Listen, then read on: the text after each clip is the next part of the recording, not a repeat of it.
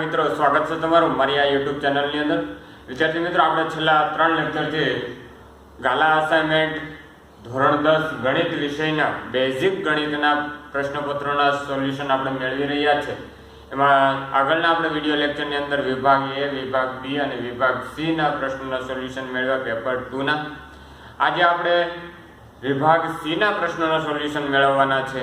ત્યારે વિભાગ D ની અંદર વિભાગ D ના પ્રશ્નોના સોલ્યુશન મેળવવાના છે। ત્યારે વિભાગ D છે એ દરેક ગુણ છે એ 4 માર્કનો હોય છે દરેક પ્રશ્ન। તો એ દરેક પ્રશ્નોના આપણે સોલ્યુશન મેળવવાના છે। કયા પ્રકારના પ્રશ્નો પૂછ્યા છે, કઈ રીતે એના જવાબ આપવાના છે, એના દરેક માહિતી આપણે વિગતવાર સમજવાનો છે। શરૂઆત કરીએ આજના વિડિયો લેક્ચરની। તો આજનો આપણો પહેલો પ્રશ્ન છે કે થેલ્સનો પ્રમેય લખો અને સાબિત કરો। હવે થેલ્સનો પ્રમેય શું છે?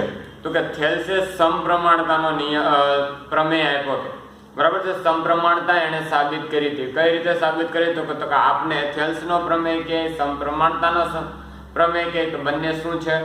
સેમ જ છે। તો આપણે એ પેલા પ્રમેય લખીએ। શું છે પ્રમેય? તો કે થેલ્સનો પ્રમેય એવું કહે છે કે વિધાન કંઈક આવું છે કે જો ત્રિકોણના થેલ્સનો પ્રમેય શું કહે છે કે જો ત્રિકોણની કોઈ એક બાજુને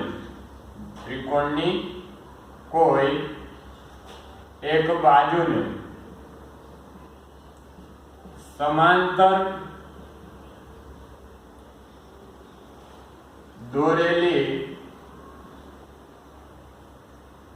રેખા બાકીની બે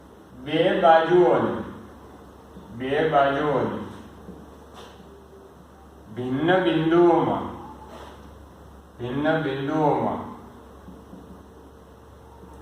છેદે તો તે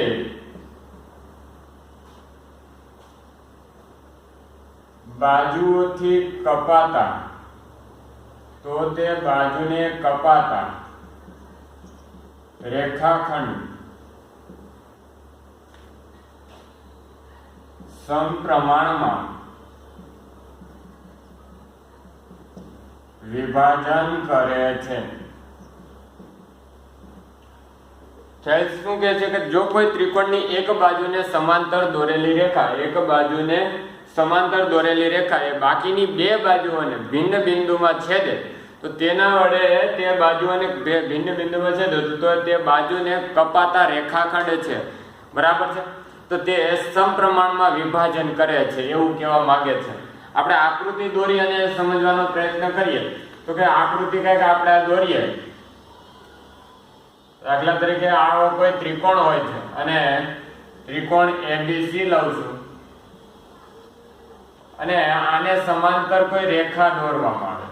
BC ને સમાંતર રેખા એ કોઈ D અને E માં છેદે છે, બરાબર છે। D અને E માં છેદે છે તો આ જે ભાગ જે પડ્યા છે એ બંને સમપ્રમાણમાં વિભાજન કરેલા છે એવું કહેવા માંગે છે થેલ્સનો પ્રમેય। તો એને આપણે સાબિત કરીએ। તો ધારો કે આપણે પક્ષ લખીએ। તો પક્ષ શું છે કે ત્રિકોણ ABC માં BC ને સમાંતર રેખા DE BC ને સમાંતર રેખા એ AB અને AC ને અનુક્રમે D અને E માં છેદે છે। શું કહ્યું છે કે ત્રિકોણ ABC દોર્યો છે, એમાં BC ને સમાંતર રેખા જે છે એ AB ને D બિંદુમાં અને AC ને E બિંદુમાં છેદે છે। સાધ્ય લખીએ આપણે। સાબિત શું કરવાનું છે? તો કે સાધ્ય લખીએ। તો કે સાબિત શું કરવાનું છે? તો કે D અને E માં છેદે છે તો AD upon DB સમાન ગુણોત્તરમાં વિભાજન કરે છે એવું આપણે સાબિત કરવાનું છે। તો કે AE अपॉन EC આપણે આને સાબિત કરવાનું છે। ચાલો કઈ રીતે સાબિત કરશું તો કે આપણે સાબિત કરવા માટે જોઈએ આપણે સાબિતી। તો સાબિત કરવા માટે આપણે પહેલા તો શું કરવું પડશે તો કે આપણે D અને E ને જોડવા પડશે, ત્યારબાદ D અને C ને જોડી દો, બરાબર છે। આ બધાને જોડી દઈશું તો આપણે કંઈક મળશે, ત્યારબાદ આની ઉપર લંબ દોરવાનો આવશે, આની ઉપર લંબ દોરવાનો આવશે, M અને N લંબ દોરો, બરાબર છે। ચાલો એને લંબ દોર્યા ત્યારબાદ શું કરશું તો કે હવે આપણે લખીએ એના આધારે કે ત્રિકોણ ABC માં DE અને CD ને જોડો, અને શું કર્યું છે મેં BE અને CD એ બંનેને જોડી દીધા, ત્યારબાદ શું કર્યું કે EN લંબ AB, આ લંબ દોર્યો છે AB પર, AB અને DM લંબ AC દોરો। ચાલો દોરી લીધા। હવે આપને ખબર છે કે ત્રિકોણનું ક્ષેત્રફળ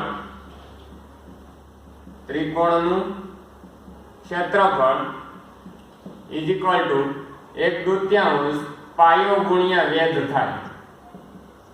થાય કે ન થાય? બસ આ જ સૂત્રનો ઉપયોગ કરવાનો છે।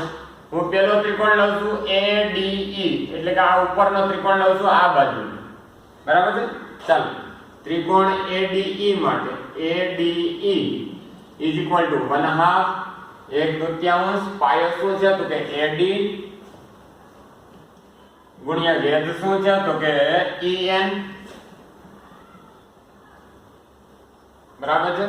ચાલો એવી જ રીતે હું નીચેનો ત્રિકોણ લઉં છું BDE ત્રિકોણ, એટલે કે આ ત્રિકોણ લઉં છું। ચાલો BDE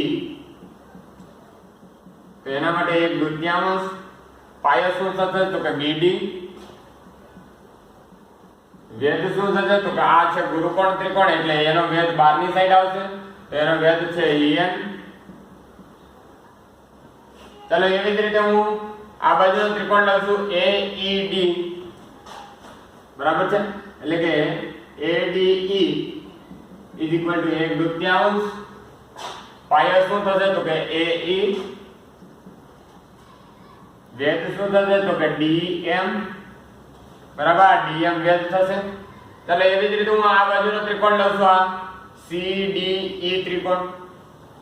ચાલો CDE માટે 1/2 પાયો શું થશે તો કે EC ગુણ્યા વેધ શું થશે તો કે DM। ચાલો આ થયો। હવે શું કરવાનું છે તો કે આ બંનેનો ગુણોત્તર લઈએ આપણે, ADE છેદમાં BDE બરાબર 1/2 AD ગુણ્યા EN છેદમાં 1/2 BD ગુણ્યા EN, તો EN cancel out, 1/2 cancel out, એટલે વધ્યું શું તો કે AD ના છેદમાં BD। આ સમીકરણ નંબર 1 થયું આપણું। ચાલો એના પછી ADE અને CDE નો આપણે ગુણોત્તર લઈ લઈએ, તો CDE 1/2 શું છે તો કે AE ગુણ્યા DM છેદમાં 1/2 ગુણ્યા EC ગુણ્યા DM, એટલે કે DM cancel out, 1/2 cancel out, તો વધ્યું શું તો કે AE ના છેદમાં EC। આ આપણું બીજું સમીકરણ। હવે વિદ્યાર્થી મિત્રો જો આપણે સાબિત શું કરવાનું છે, AD ના છેદમાં DB અને AE ના છેદમાં EC, બરાબર, ડીપી કયો કે બીડી કયો, તો આવું આપણે કંઈક મેળવ્યું છે, પણ હવે આ બંનેને આપણે સરખા કરવાના છે વિદ્યાર્થી મિત્રો. હવે એને આપણે કઈ રીતે સરખાવશું, તો કે આ CDE એટલે કે CDE અને BDE એટલે કે આ બંને ત્રિકોણ, બરાબર, એ બંને ત્રિકોણ છે બે સમાંતર રેખાઓ અને એક જ પાયા પર આવેલા છે, બરાબર છે. ચલો, બે સમાંતર રેખાઓ વચ્ચે આવેલા છે ને એક જ પાયા ઉપર આવેલા છે, બરાબર છે. તો આપણે ધોરણ 9 ની અંદર આપણે એકરૂપતા સાબિત કરી રહ્યા છે, બરાબર. તો એ બંને ત્રિકોણો એકરૂપ થાય છે અને એકરૂપ થાય તો એના ક્ષેત્રફળ પણ એકરૂપ જ થાય, બરાબર છે. તેથી આપણે અહીંયા લખી શકીએ ત્રિકોણ BDE અને ત્રિકોણ CDE એ એક જ પાયો DE અને સમાંતર રેખાઓ BC અને DE ની વચ્ચે આવેલા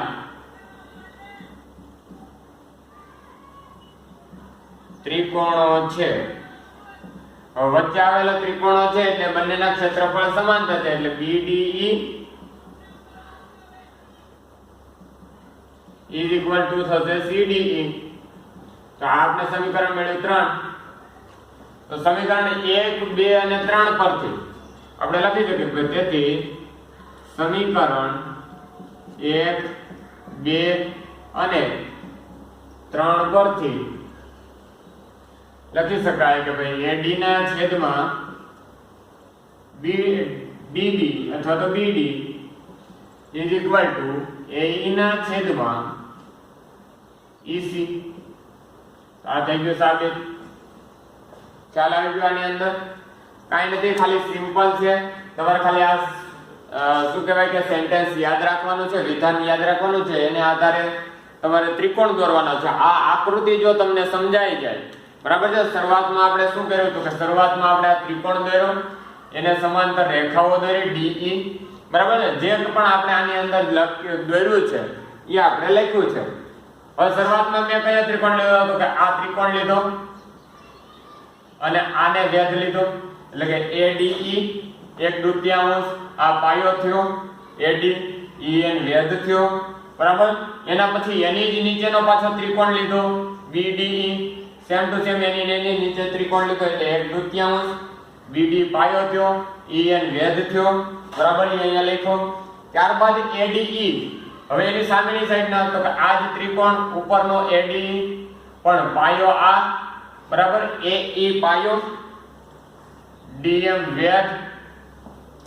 હવે એની જ નીચેનો પાયો ત્રિકોણ લીધો પાછો આ CDE, બરાબર છે. તો પાયો EC થયો, વેધ તો આ DM રહેવાનો, તો EC પાયો DM વેધ. પછી શું લીધું તો કે આ બંનેનો ગુણોત્તર લઈ લીધો, આ બંનેનો ગુણોત્તર લઈ લીધો. ગુણોત્તર લીધો એટલે મને આ મળ્યું, બરાબર. આ બધા ઉડી ગયા છે. હવે બીજું શું થાય છે તો કે આ એટલું મળ્યું. ત્યારબાદ જો આ બંને ત્રિકોણો BDE અને આ CDE, આ ત્રિકોણ એ બંને આ એક જ પાયો DE અને સમાંતર રેખાઓ BC અને DE ની વચ્ચે આવેલા છે, બરાબર. પાયો ત્યાં સામાન્ય છે અને એ બંને સમાંતર રેખાઓની વચ્ચે આવેલા છે. એ બંને ત્રિકોણો કેવા થાય? એકરૂપ થાય. ને એકરૂપ ત્રિકોણોના ક્ષેત્રફળ કેવા થાય? સમાન જ થાય. આવું આપણે ધોરણ 9 ની અંદર અભ્યાસ કર્યો છે. હું અહીંયા બંનેના ક્ષેત્રફળ સમાન કરું છું. BDE is equal to CDE. તો તમે અહીંયા CDE મૂકી દો તો શું થઈ જાય? ADE ના છેદમાં CDE is equal to AD ના છેદમાં BD. તો ADE ના છેદમાં CDE બરાબર SE ના છેદમાં ECE થાય. તો આપણે આ સમીકરણ 1, 2 અને 3 પરથી લખી શકીએ કે AD ના છેદમાં DB is equal to AE ના છેદમાં EC તમે લખી શકો. ખ્યાલ આવી ગયો આની અંદર? ચાલો હવે આપણે જોઈએ નેક્સ્ટ પ્રશ્ન. સેક્શન ડી ની અંદર આપણો બીજો પ્રશ્ન છે કે બે સમરૂપ ત્રિકોણના ક્ષેત્રફળનો ગુણોત્તર તેમની અનુરૂપ બાજુઓના ગુણોત્તરના વર્ગ બરાબર હોય છે તેમ સાબિત કરવાનું છે. હવે સાબિત કરવાનું છે એટલે આપણે અહીંયા આવશે પક્ષ ને સાધ્યાંશ સાબિતી ને એ બધું લખવાનું આવે છે, બરાબર છે। તો પહેલા તો હું આપને આ આકૃતિ દ્વારા આ વિધાનને સમજાવી દઉં કે આપણે અહીંયા તમને શું કીધું છે કે બે સમરૂપ ત્રિકોણો કીધા છે। ચાલો હું બે સમરૂપ ત્રિકોણો દોરી લઉં છું, બરાબર છે। ચાલો ત્રિકોણ ABC અને ત્રિકોણ PQR આ બંને સમરૂપ ત્રિકોણો છે। હવે એમના ક્ષેત્રફળનો ગુણોત્તર એ બાજુઓના વર્ગ ગુણોત્તરના વર્ગ બરાબર થાય એવું આપણે સાબિત કરવાનું છે, બરાબર છે। ચાલો તો તમને અહીંયા પક્ષમાં શું આપેલું છે કે પક્ષ ઇઝ ઇક્વલ ટુ તમને આપેલું છે ત્રિકોણ ABC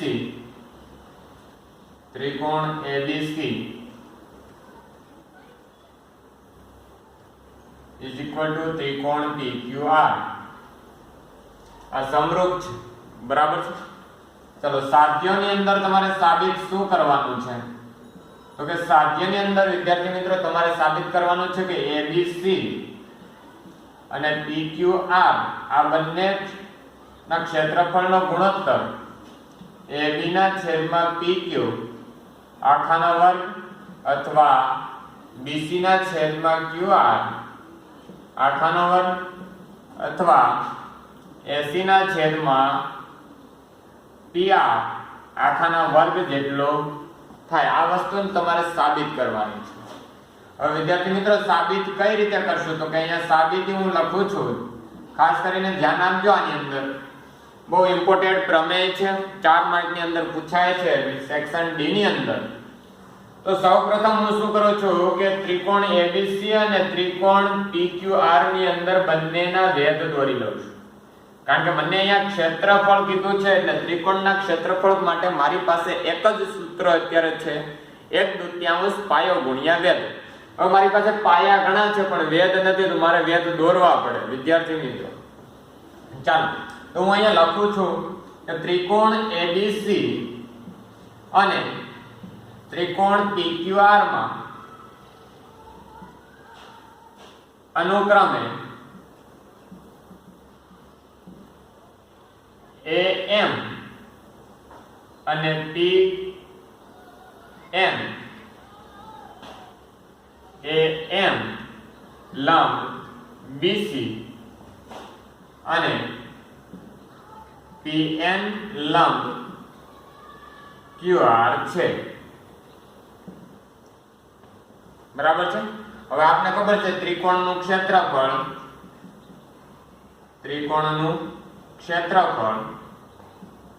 ઇઝ ઇક્વલ ટુ 1/2 ગુણ્યા પાયો ગુણ્યા વેધ, આ સૂત્ર છે, બરાબર છે। ચાલો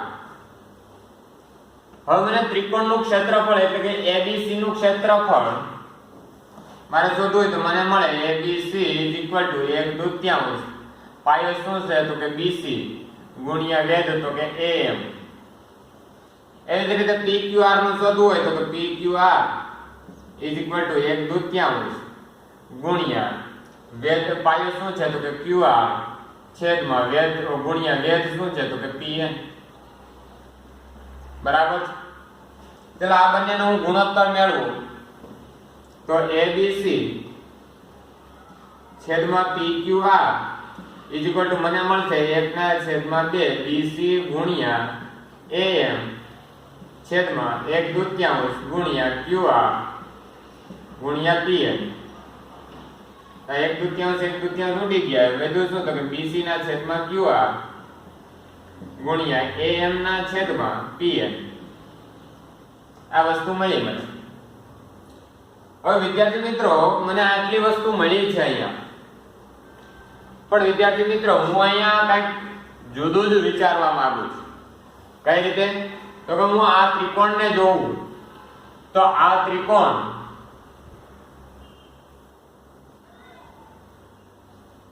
આ બંને ત્રિકોણો સેમ છે, બરાબર છે, સમરૂપ છે।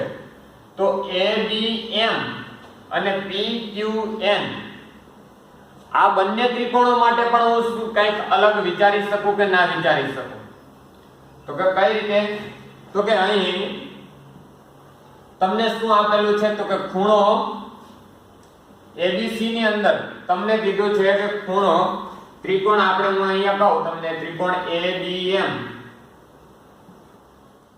અને ત્રિકોણ PQN માટે ખૂણો B = તમને ખૂણો Q આ તમને પક્ષની અંદર કહી દીધું છે કે ભાઈ એ બંને સમરૂપ છે P અને Q બરાબર છે। ચાલો ખૂણો M અને ખૂણો N ખૂણો M અને ખૂણો N આ બંને કેવા છે તો કે વેધ છે એટલે કે બરાબર 90 અંશના ખૂણા છે કેવા છે 90 અંશના ખૂણા છે તો આ બંને ખૂણાઓ સેમ થાય છે બરાબર છે બંને ત્રિકોણોની અંદર। ત્યારબાદ આપણે જો સમરૂપતા હજી જોઈએ આપણે તો સમરૂપતાની અંદર AB એટલે કે આ બાજુ અને આ બાજુ બંને પણ કેવી થાય સરખી થાય છે બરાબર છે। તો હું આ કુકુ શરત ઉપરથી લખી શકું ભાઈ ABM ત્રિકોણ ABM સમરૂપ ત્રિકોણ PQN લખી શકીએ કુકુ શરત બરાબર છે। કુકુ શરતના આધારે આ લખી શકીએ છીએ। ચાલો તો હું આના ઉપરથી લખી શકું મારે જોઈએ છે AM અને PN AM અને PN તો આના બરાબર હું લઉં છું AB ના છેદમાં PQ બરાબર છે આ બંનેનો તેથી ABM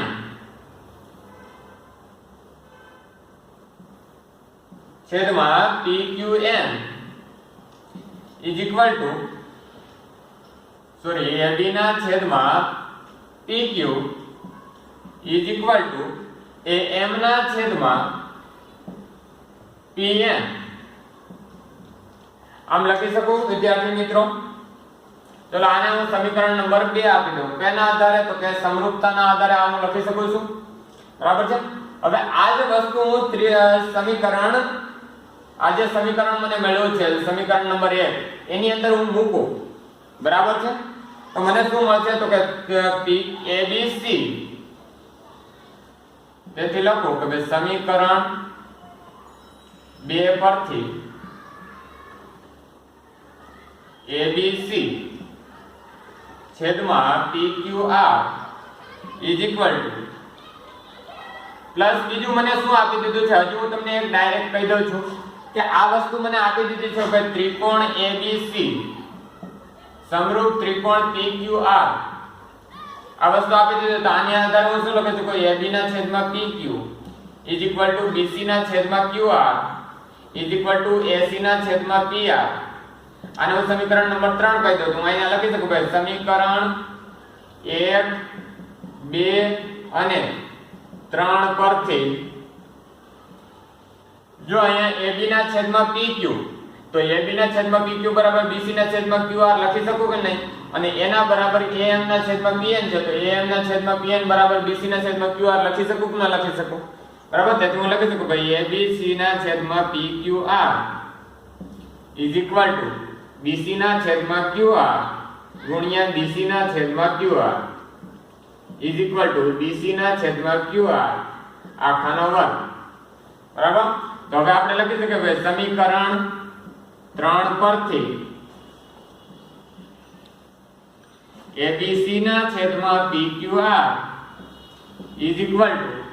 AB ના છેદમાં PQ આખાનો વર્ગ બરાબર BC ના છેદમાં QR આખાનો વર્ગ બરાબર AC ના છેદમાં PR આખાનો વર્ગ આ થઈ ગયું સાદું। ખ્યાલ આવી ગયો વિદ્યાર્થી મિત્રો સાવ સિમ્પલ છે। શરૂઆત શું કરવાનું છે તો કે બંને ત્રિકોણના ભેદ દોરી અને બંનેના ક્ષેત્રફળનો ગુણોત્તર મેં મેળવી લીધો બરાબર છે।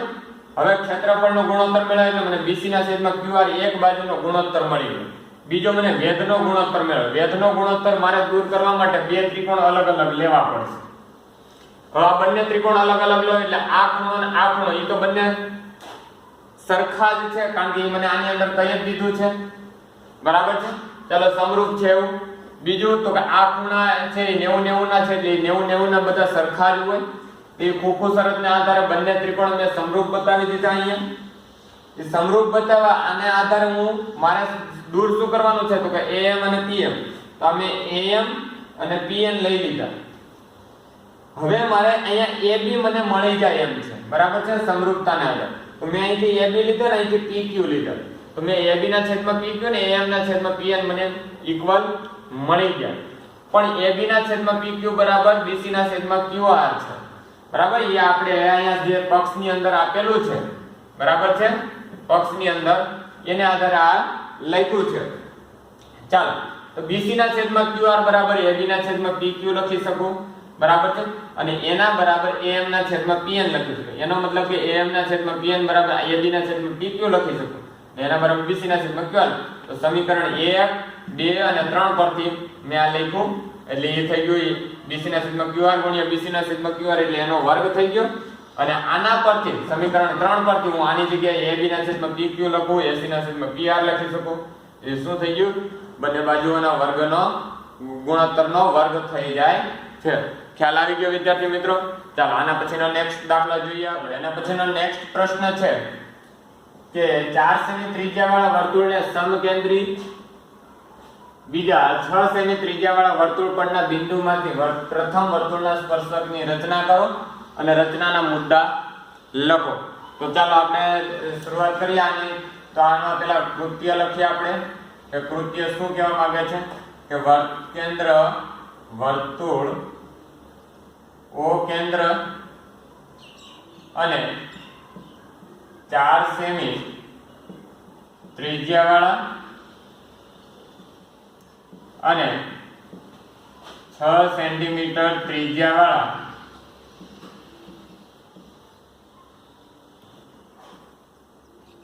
સમકેન્દ્રી વર્તુળની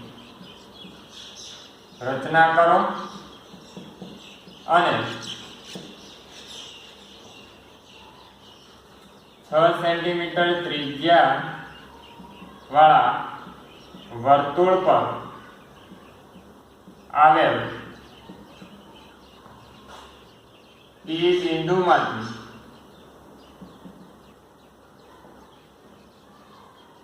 અંદરના વર્તુળના સ્પર્શક દોરો અને તેમની લંબાઈ માપો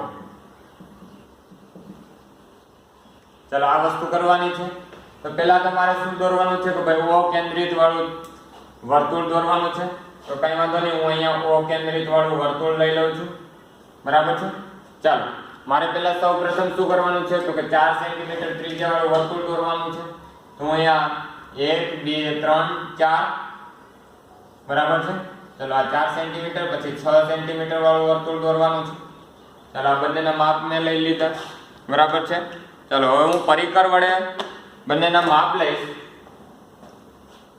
તો મારે પહેલા 4 સેન્ટીમીટર ત્રિજ્યા વાળું વર્તુળ દોરવાનું છે એટલે હું 4 સેન્ટીમીટર ત્રિજ્યા વાળું વર્તુળ લઉં છું ચાલો O કેન્દ્રિત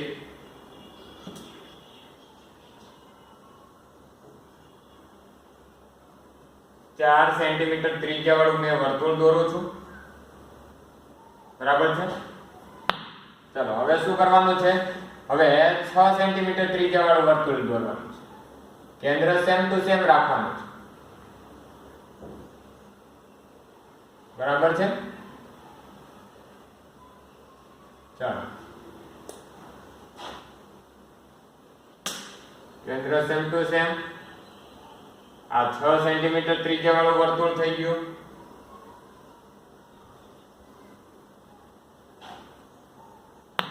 હવે શું કરવાનું છે તો કે વર્તુળના બહારના ભાગમાં અંદરનો જે વર્તુળ છે એને બહારના ભાગમાં જે વર્તુળ આવેલું છે અહીંયા કોઈ P બિંદુ આવેલું છે બરાબર છે આ P બિંદુમાંથી આ વર્તુળના સ્પર્શકો દોરવાના છે તો પહેલા તો હું શું કરું છું કે ભાઈ આ OP ને જોડી દઉં છું શું કરું છું OP ને જોડી દઉં છું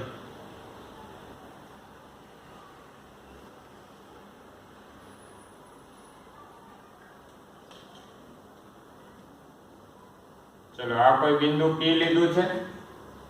હવે મારે શું કરવું પડશે તો કે આ બિંદુમાંથી સ્પર્શક દોરવા હોય તો મારે આનો લંબ દ્વિભાજક દોરવો પડે. તો હું આનો લંબ દ્વિભાજક દોરી લઉં. તો લંબ દ્વિભાજક દોરવા માટે મને ખબર છે કે અડધાથી વધારે માપ લેવું પડે છે. બરાબર. ચાલો તો અડધાથી વધારે માપ લીધું છે. ઉપર નીચે ત્રિજ્યાઓ દોરી છે. હવે એ જ ત્રિજ્યા પાછું હું અહીંથી ચાપ દોરીશ.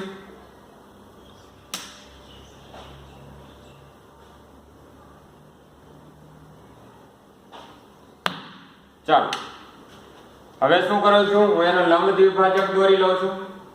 બરાબર છે.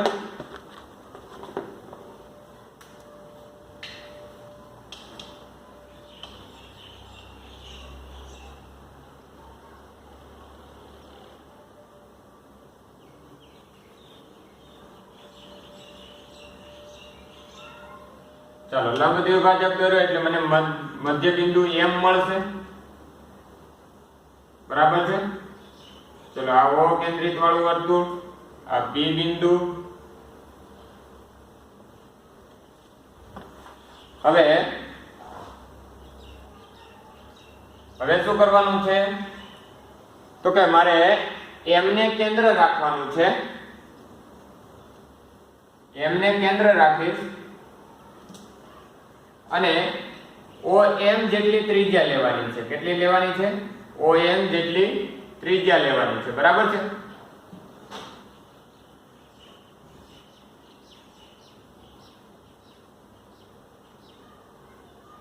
ચાલો વર્તુળ દોરીએ.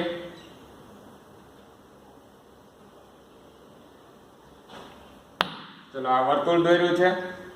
હવે એ વર્તુળ જ્યાં 4 સેમી ત્રિજ્યા વાળા વર્તુળને છેદે ત્યાં Q અને R નામ આપો. ત્યાં શું નામ આપવાના છે? Q અને R નામ આપો. અને PQ અને PR ને જોડી દો. શું કરવાનું છે? PQ અને PR ને જોડી દેવાના છે. બરાબર છે. ચાલો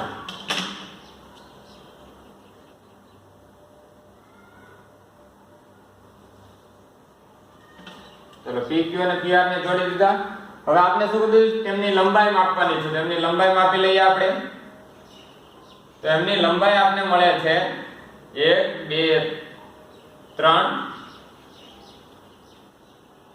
4 અને 4.5 જેટલી મળે છે. કેટલી મળે છે? 4.5 જેટલી. ચાલો તો આ થઈ ગઈ રચના. ખ્યાલ આવી ગયો આની અંદર? ચાલો હવે આપણે એના રચનાના મુદ્દા લખીએ. ચાલો આપણે શું કીધું હતું કે રચનાના મુદ્દા લખવાના હતા. તો રચનાના મુદ્દા લખીએ આપણે. રચનાના મુદ્દા. તો રચનાના મુદ્દામાં આપણે સૌપ્રથમ જે કંઈ વસ્તુ કરી હતી એ મુદ્દાઓ આપણે શાબ્દિક સ્વરૂપે રજૂ કરવાના છે. ચાલો તો પહેલો મુદ્દો આપણે લખીએ. પહેલા મુદ્દા આપણે શું કર્યો તો O કેન્દ્રિત વાળા 4 સેમી ત્રિજ્યાનું અને 6 સેમી ત્રિજ્યાનું સમકેન્દ્રિત વર્તુળો દોર્યા. બરાબર. એટલે આપણે લખ્યું O કેન્દ્રિત 4 સેમી અને 6 સેમી ત્રિજ્યા વાળા સમકેન્દ્રિત વર્તુળો દોરો. ત્યારબાદ આપણે શું કર્યું કે મોટા વર્તુળમાં કોઈ બિંદુ P લીધું અને O અને P ને જોડી દીધું. તો આપણે લખ્યું કે મોટા વર્તુળ પરના બિંદુ P અને O કેન્દ્ર બંનેને જોડ્યા. બરાબર. ત્યારબાદ શું કર્યું કે આ OP જે છે એનો લંબ દ્વિભાજક દોરી અને આપણે મધ્ય બિંદુ અહીંયા M મેળવો. બરાબર છે. લંબ દ્વિભાજક દોર્યો અને મધ્ય બિંદુ M મેળવો. ત્યારબાદ શું કર્યું તો કે M કેન્દ્ર રાખ્યું અને OM જેટલી ત્રિજ્યા લઈ. M કેન્દ્ર OM O ત્રિજ્યા લઈ વર્તુળ દોર્યો અને એ નાના વર્તુળને જ્યાં છેદે ત્યાં Q અને R નામ આપ્યું. તો નાના વર્તુળને Q અને R છે નામ આપ્યું. નાના વર્તુળને છેદે ત્યાં. બરાબર છે. ત્યારબાદ શું કર્યું તો કે Q અને P અને R અને P બંનેને જોડી દીધા. એટલે PQ અને PR ને જોડ્યા. તો આ આપણે PQ અને PR એ માગ્યા મુજબના સ્પર્શકો છે. બરાબર છે. શું છે કે જે આપણે સ્પર્શકો કીધા હતા એ માગ્યા મુજબના સ્પર્શકો છે અને એની લંબાઈ આપણે 4.5 સેન્ટીમીટર મળે છે. તેથી PQ PR 4.5 સેન્ટીમીટર. કેટલી? 4.5 5 સેન્ટીમીટર। ખ્યાલ આવી ગયો વિદ્યાર્થી મિત્રો? ચાલો આગળના કેટલાક હજી દાખલાઓના જવાબ આપણે આન્સર મેળવવાના છે, તો મેળવીએ આગળના પ્રશ્નોનો જવાબ। અને પછીનો નેક્સ્ટ પ્રશ્ન જોઈએ, અને બહુ ઇમ્પોર્ટન્ટ પ્રશ્ન છે કે ભાઈ નીચેની માહિતીનો મધ્યસ્થ 240 હોય તો ખૂટતી આવૃત્તિ f શોધો। બરાબર, અહીંયા તમને વર્ગ અને આવૃત્તિ આપેલી છે 100, 100 થી 200, 0 થી 200 થી 300, 300 થી 400, 400 500, 500 થી 600, 600 થી 700। આવૃત્તિ તમને આપેલી છે 15, 17, f 12, 9, 5, 2। બરાબર છે, અને મધ્યસ્થ તમને આપેલો છે 240। તો અહીંયા જે કાંઈ વસ્તુ આપેલી છે એ હું લખી નાખું છું। 240 તમને મધ્યસ્થ આપેલો છે। હવે મધ્યસ્થનું સૂત્ર આપણે મધ્યસ્થ ઉપરથી આવૃત્તિ મેળવીએ તો આપણે સંચય આવૃત્તિ મેળવવી પડે। તો હું અહીંયા સંચય આવૃત્તિ મેળવી લઉં છું। આવૃત્તિ CF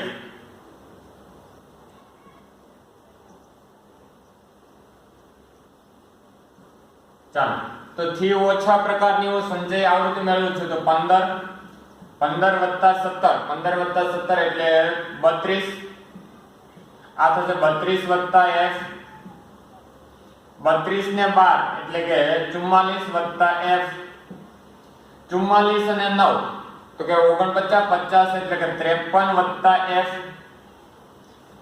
53 ને 5 એટલે કે 58 f 58 ને 2 એટલે કે 60 f।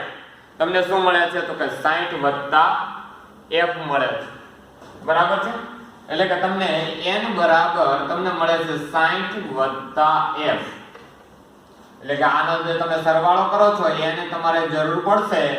બરાબર છે, કારણ કે આપણી પાસે મધ્યસ્થનું સૂત્ર છે m L + n / 2 - cf / f ગુણ્યા h।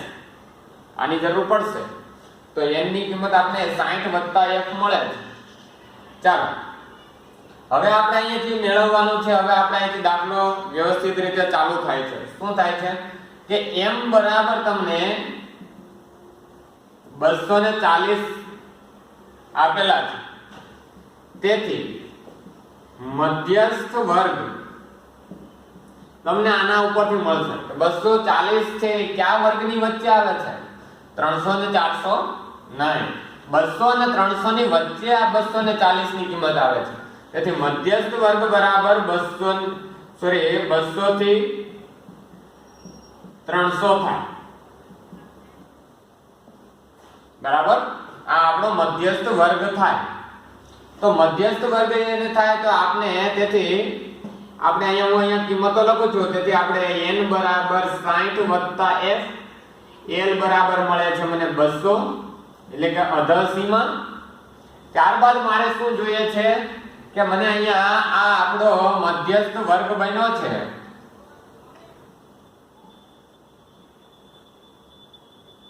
બરાબર છે, 200 થી 300 તો n / 2 એટલે કે મને અહીંયા n આપેલા છે, તો આ એને આધારે હું n / 2 કરું તો આ મને શું મળશે? તો કે 60 f / 2। ચલો આ કિંમત એક મળી। ત્યારબાદ હજી મારે શું જોઈએ છે? તો કે l બરાબર મને મળે છે 200। cf ની જરૂર પડશે। તો કે cf શું છે? તો કે cf છે એ જે કઈ મધ્યસ્થ વર્ગ છે એના આગળના વર્ગની આવૃત્તિ। તો મધ્યસ્થ વર્ગ મારો આ છે, એના આગળના વર્ગની આવૃત્તિ છે 32। ત્યારબાદ f એટલે કે મધ્યસ્થ વર્ગની આવૃત્તિ। તો કે મધ્યસ્થ વર્ગની આવૃત્તિ કેટલી છે? તો કે એ પણ f જ છે। h કેટલા છે? તો કે h એટલે કે વર્ગ લંબાઈ। વર્ગ લંબાઈ કેટલી છે? તો વર્ગ લંબાઈ 100 છે। કેટલી છે? 100 છે। ચલો આ બધી જ કિંમતો હું આની અંદર પુટ કરી દઉં છું। m એટલે કે મારી પાસે છે 240, l ની કિંમત મારી પાસે છે 200 વત્તા n / 2 એટલે કે 60 f / 2 માઈનસ cf ની કિંમત છે 32। આખાના છેદમાં f એટલે કે f ની કિંમત છે મારી પાસે f ગુણ્યા h એટલે કે 100। ચલો 200 ને આ સાઈડ લઈ આવો એટલે કે માઈનસ થશે 240 - 200 = હવે મારે આ બંનેના સરવાળા બાદબાકી અને આને મારે છેદમાં લઈ આવવો હોય તો મારે આનો લસા લેવો પડે. તો લસા લેવા માટે મારે આને 2 વડે ગુણવા પડે. તો આ શું થશે તો કે 60 + f માઈનસ 32 દુ તો કે 64. હવે આ બંનેના છેદમાં 2 આવી ગયા એટલે હું આખાના છેદમાં 2 લઈ આવું એટલે હું અહીં 2f લખી શકું ગુણ્યા 100. બરાબર છે. ચાલો તો આ 240 માંથી 200 ને બાદ કરું એટલે વધ્યા છે 40. આ 2 અહીંયા ગુણાકારમાં છે. બરાબર છે. તો તેને હું આ સાઈડ લઈ આવું. ભાગાકારમાં છે તો આ સાઈડ લઈ આવું તો ગુણ્યા 2 થશે. આ 100 અહીંયા ગુણાકારમાં છે આ સાઈડ લઈ આવું તો ભાગાકારમાં જશે. તો અહીંયા વધ્યું શું તો કે 60 - 64.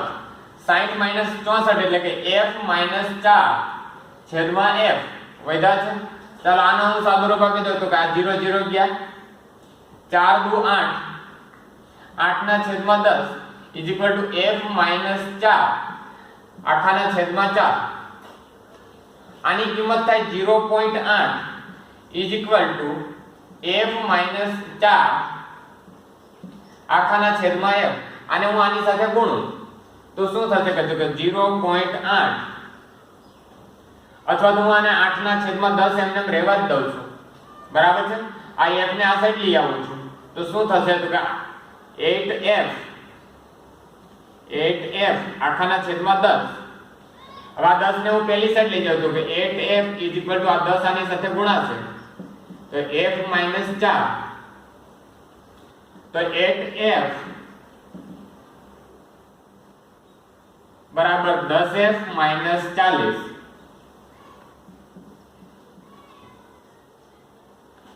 ચાલો -40 ને આ સાઈડ લઈ આવો ને 8f ને પહેલી સાઈડ લઈ જાવ એટલે આ +40 થઈ જશે. 10f -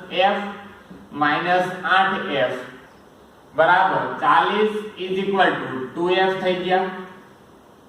હવે 2 બરાબર ની આ સાઈડ લઈ આવવું એટલે ભાગાકારમાં આવશે તો મને 40 ના છેદમાં 2 = f મળ્યા. તો f = કિંમત શું મળી તો કે 20. તો f બરાબર કિંમત શું મળે છે 20 કિંમત મળે છે. યાની કે આ જે ફૂટતી આવૃત્તિ છે ત્યાં કેટલા આવશે 20 આવશે. કેટલા આવશે 20 આવશે. ખ્યાલ આવી ગયો તમને? તો આ હતા વિભાગ ડી ના પ્રશ્નોના સોલ્યુશન પેપર નંબર 2.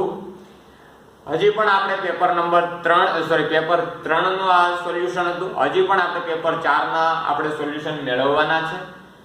તે માટે જો તમે હજુ સુધી અમારી ચેનલને સબસ્ક્રાઇબ ન કરી હોય તો સબસ્ક્રાઇબ કરી દેજો જેથી કરીને અમે જેવું સોલ્યુશન અપલોડ કરીએ તેવું તુરંત તમને નોટિફિકેશન મળી જાય અને તુરંત તમે તેનો અભ્યાસ કરી શકો.